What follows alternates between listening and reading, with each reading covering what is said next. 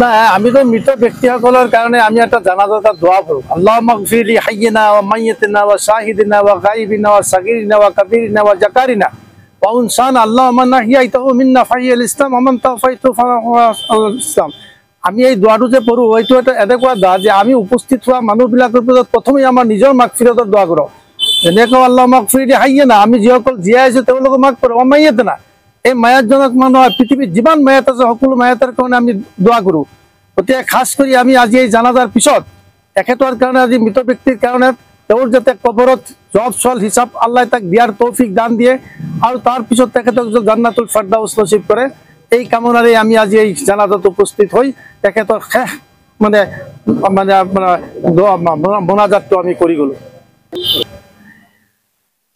হয়, আজি দুৰ্ভাগ্য আজি আমাৰ এজন মুৰব্বী পূব শালপাৰা গাঁৱৰ কফিলউদ্দিন চাহাব, তেখেত এজন ভাল ব্যক্তি আছিলে।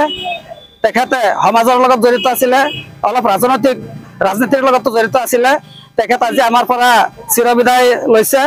তেখেতৰ চিৰশান্তিৰ কাৰণে আমি আজি সমবেত হৈ এই মগৰিবৰ নামাজৰ পিছত আমি হাজাৰ হাজাৰ মানুহে একেলগে হৈ আমি তেখেতৰ জানাজা আদায় কৰিছো।